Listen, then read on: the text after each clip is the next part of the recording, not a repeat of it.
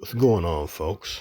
So we're back again with another installment of movie reviews. So this time we're doing Dario Argento's Inferno, and it's actually a sequel to the last film we did, Superior. So this one takes place in New York. There's a young lady named Rose Elliott. She buys a book from the bookstore that's next door to the gigantic apartment building she lives in. So anyway, she cracks open this book and begins to read, and it tells the tale of something called the Three Mothers. And so supposedly the book was based off a diary of an architect who designed three buildings, one in New York, one in Germany, and one in Rome for the three mothers. And the three mothers are supposed to be some powerful witches that dominate the world or something like that. And as she reads on, it describes three keys. Three keys to know that if you happen to be at one of those three buildings. The first clue is that everything becomes desolate around the area of that building. Second clue is that in the cellar, there's a picture with the name of the mother written on it. And the third key is right under the soles of your feet. So she reads just that much, maybe a page. Then she decides to write a letter. We don't know at first, but it turns out to be she's writing a letter to her brother in Rome. And they never really show what's her motivation, why she's interested in this. She writes the letter, takes it to the mailbox in the middle of the night.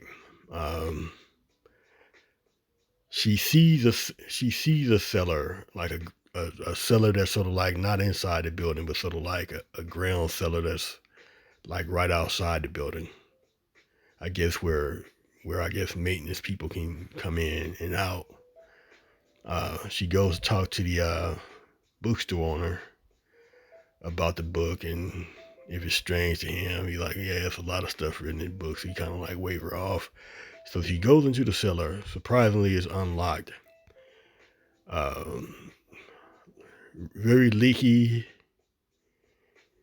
and dark. Um, doesn't really see nothing at first, but then she goes to this hole in the ground of the cellar, and as she approaches it, her keys fall into the hole of water. And as she tries to find her keys, get her keys back, she notices it's a whole another room underwater in the cellar. So she goes in, get her keys. She sees the picture, Tannenbaum, written upon it. One of the names of the three mothers or whatnot. As she's trying to get out, a door opens and this decayed corpse scares her. She leaves, but as she leaves, they show that somebody else was actually like down there watching her. So whoever it is, she attracted some attention. Now they own her. So then it flash forwards to Rome, and they're at a music school. Brother Mark with another student. I believe that student's name is Sarah.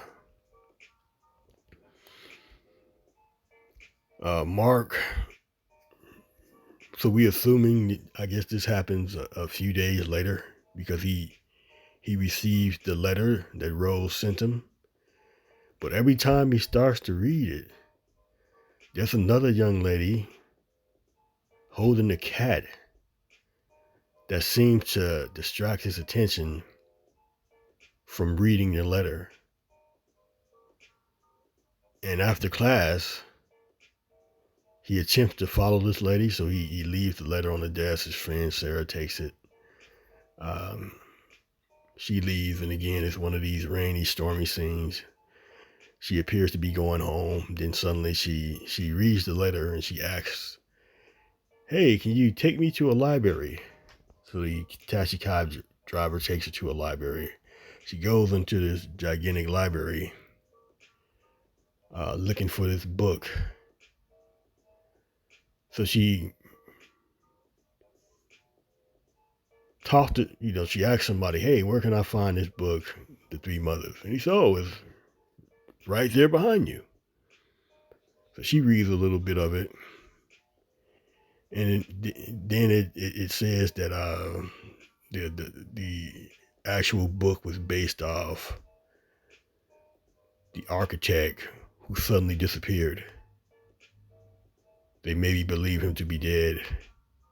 That's all she reads at that point.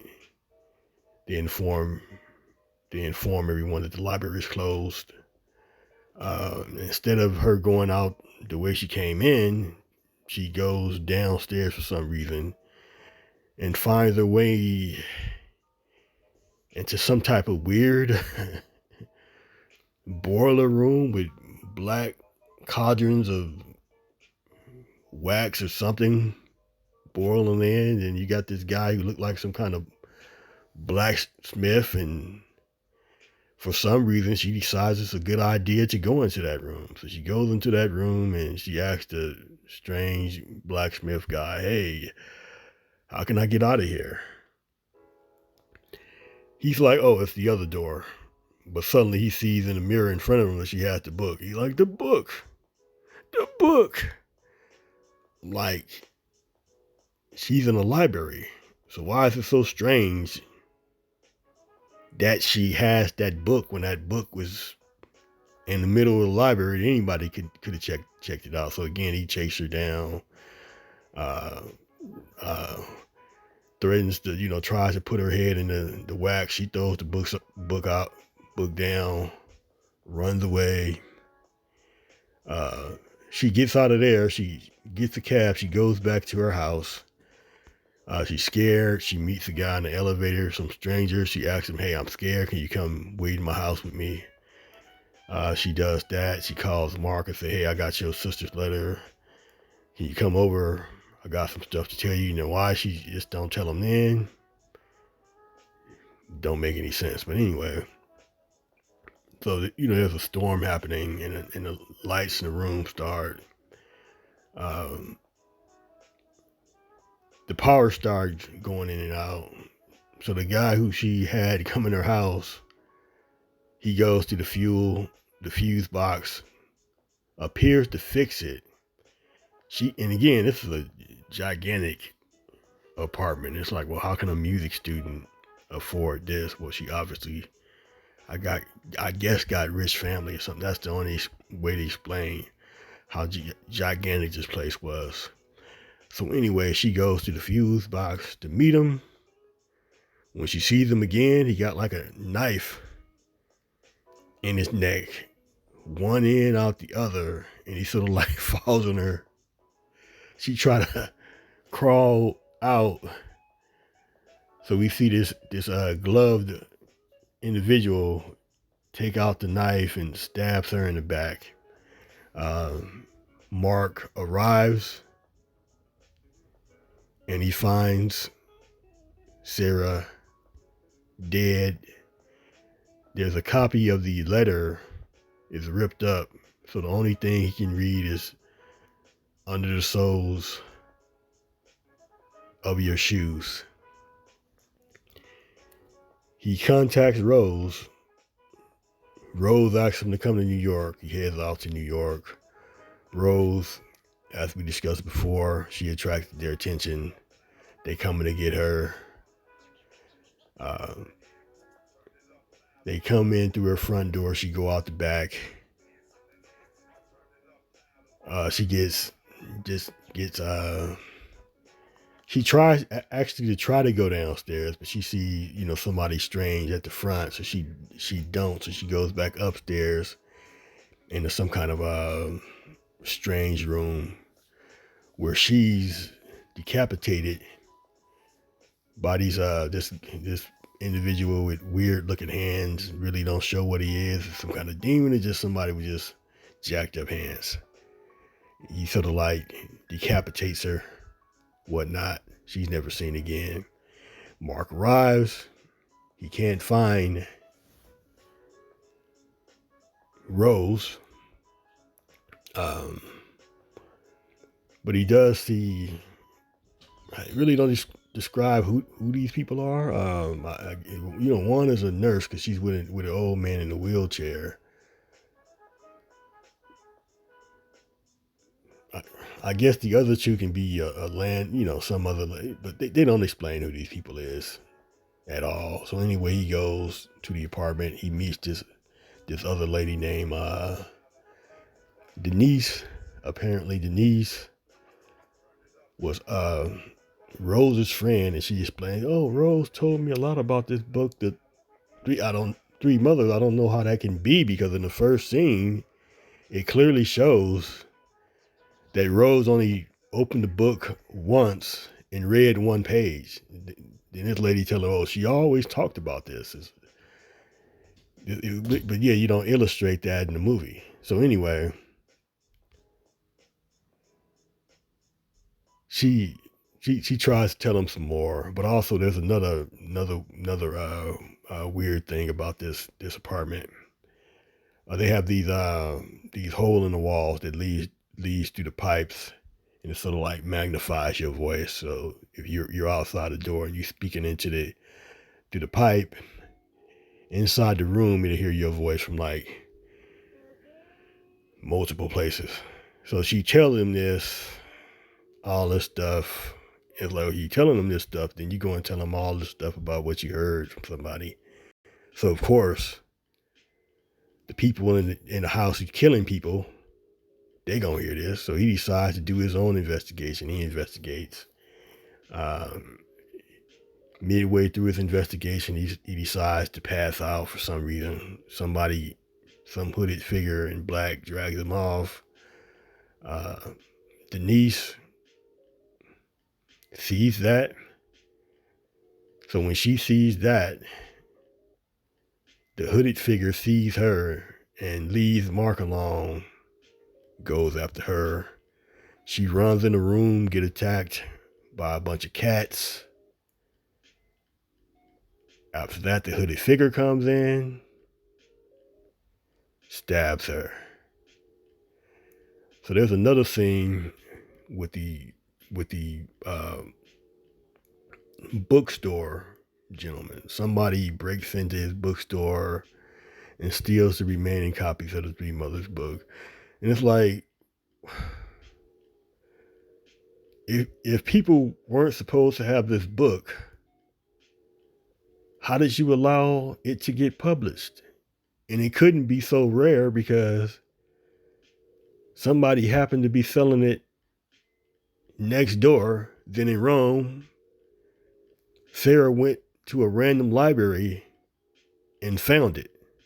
So how is it so important that people don't have the book when you have it in public places where people can easily go get the book? That part didn't make any sense. But anyway, so the book owner gets killed. He mainly gets killed because so also in this movie, there's a thing with like a lot of stray cats and rats and bats flying around this place, bugs and all that kind of stuff. He's fed up, so he decides to put a bunch of stray cats in a sack. And again, he's somebody who's less mobile, walks with crutches, can't really walk, and takes them to this pond or whatever and tries to drown them and ends up falling into the pond and get attacked by rats he's screaming, help, help, help. And around the way they show like a busher. He stops, take off his busher hat, runs over, and instead of helping him, he stabs him in the neck. Which to me was stupid because the rats were killing him anyway. If he wanted to, he could have just stepped on his head and pushed it in the water and drowned him. It would just look like some type of accident. But he stabs him. It's like, okay, well now that's a murder. That draws more attention to you because you're assuming whatever these people are doing, they would want to keep it low key. But apparently not, the way they just kill people so recklessly. People they don't actually even have to kill. Because what did he know? Didn't really know anything. If anything, they could have killed Mark, because Mark was he comes into the lobby, passes out. He says something wrong with his heart, and they're like, "Oh, he needs some heart medicine." Like, okay, people who work at an apartment property happens to randomly just keep heart medicine. Okay, whatever. So anyway, he wakes up, everything fine. He decides to investigate more about his sister. Don't really find anything. He goes back to his room.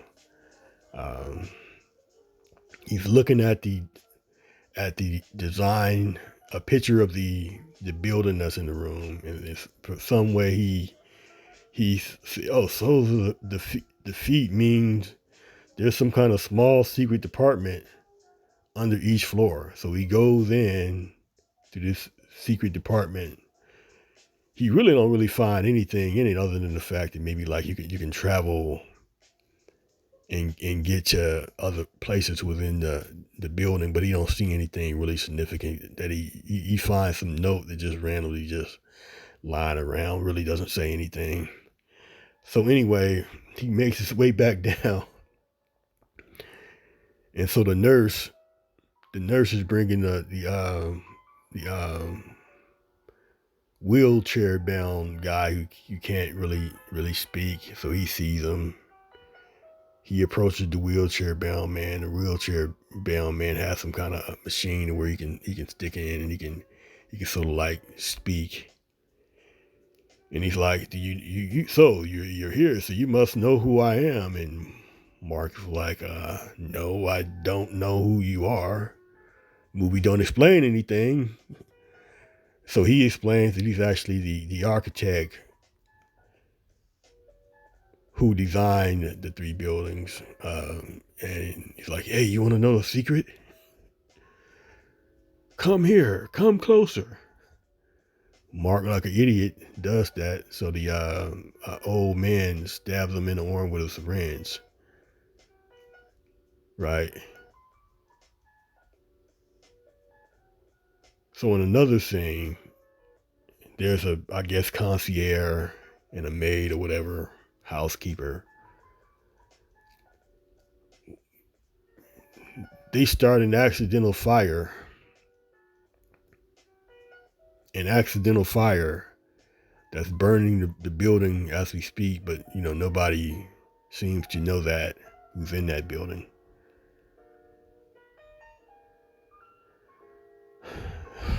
So anyway, Mark finds his way into another secret room, and there's a lady laying down with her head on the table. Oh, it's over. It's happening again. Oh, everything's ruined. Everything's ruined. And again, she goes with, do you know who I am? He's like, no. You've been looking for me. Like your sister was looking for you. Like, no, I came here to find my sister. And she goes through all this crazy, saying all this crazy stuff. And he's looking at her like, I'm thinking like, what the heck is all this coming from? It's like you could have, if you was going to go this route, you could have explained this a little more during the actual movie. So now at this point, you can clearly see that, things are like burning up, stuff is falling apart. She said, yes, we're the three mothers, but men know us as death. and then she changed into like a Skeletor looking being. Mark is able to run out the room, run out of the building, and at this point there's a police fire trucks outside. He walks away. Building burns down. So again with this movie, it's like they got this thing about the three mothers or whoever being powerful, but you never really see them doing anything to showcase that they're powerful, even on a local level. Definitely not on the world domination level. So I don't get that. But again, just like Superior, shot well. They do a lot of things at different angles. The underwater scene was a great looking scene. Does it really make sense? No, don't make sense. It's just one of those movies that you just watch to see the action unfold. Don't make sense. They really don't explain anything. Then when they try to explain stuff, it seems to just come out of nowhere. That they never show this during the movie. It's like, okay, we got to explain something. So let's let a character just give a bunch of explanation for what's going on, and it really makes no sense. It would be did better good to not even include any of that stuff, because it didn't make sense to the character and it don't make sense to the people watching from that standpoint. But as far as watching it, it's a pretty good movie to watch and stuff. But again, you got to go in knowing, okay, it's not going to make any sense. It's like the only character whose motivation that you can really follow was Mark's, because Mark was looking for his sister. It didn't make sense for Rose to be doing what she was doing, because they really didn't show that it was some kind of strange thing was going on. She would say something strange was going on, but they never really showed or established that. Sarah didn't make any sense for her, because it's really a letter from Mark's sister. Didn't really make sense for her to do what she did. The character Denise as well didn't make sense for her to do what she did. The only character whose motivation made sense was Mark, because Mark was looking for his sister. So that makes sense. His motivation for doing it makes sense. All the rest of the characters, like, okay, why are they even doing this? Other than that, it's a pretty good watch. Is it a horror classic for me? Not really, because it's not really scary. It's just something that's interesting to watch. It's shot really well, and it's one of those movies that it probably even looked better on the big screen. Just like Superior.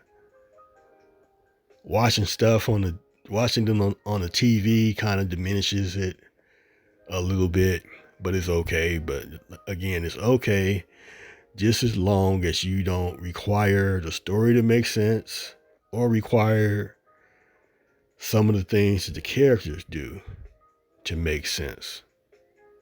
All right. Till next time. Peace.